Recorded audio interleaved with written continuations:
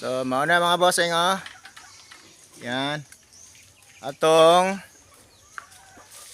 kalahari nga breed, big mama.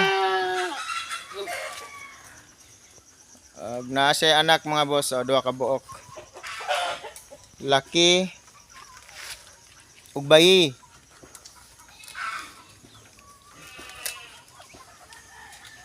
Na kaning inahan mga bossing, nakastahan na po ni mga boss. Mao rin kakasta makita niyo sa ato ang likuran.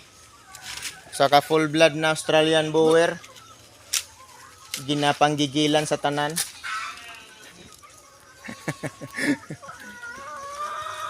Ato paduol na to ang itoy mga boss. So ano ba mga boss, mag 2 months pa ni siya mga boss ha.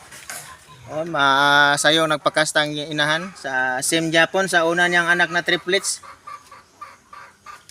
Nagpakasta gyapon siya after mag 2 months ang kanyang anak. So ayan, nakita nato may nigawas ra gyapon sa duha ka healthy nga mga backlings og dwelling. Yan. Pwede kayo magpinsahe sa akin mga bossing. Ayan. So medyo manipis pang katawan ng nanay. Pero makita nyo naman malakas kumain at saka feeds. Mabigyan natin ng feeds ito. Yun, babalik agad yan. Lalo na kapag nagbuntis ito, tataba ito. Ganon talagang nanay pagka may anak. Talagang bumaba ang kanyang katawan. Yan mga bossing.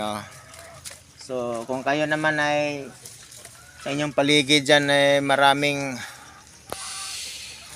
mga ipil-ipil, kahit anong mga baging-baging dyan. Yan paborito ng big mama natin mga boss.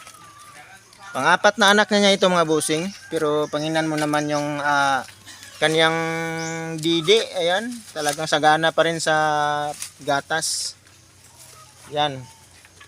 So wala pang vitamins yan mga bossing. Isang ano lang yan, darak ng mais lang pakain natin dyan. Talagang magaling siyang mag-alaga ng kanyang anak. Yung mensahe lang at ating pag-usapan. Ito pa isang available natin mga boss. Traditional Boer na backling. Pwedeng pang dagdag puwersa sa inyong mga alagang native mga boss. Pang upgrade. Yan, marami tayong available.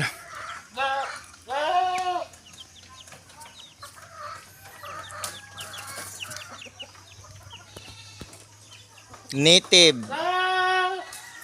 Meron din tayong native mga bossing. Ayan.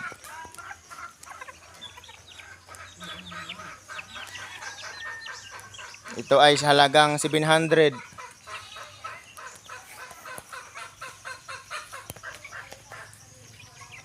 Kakabili ka na dito ng 700 mo, parang manok lang.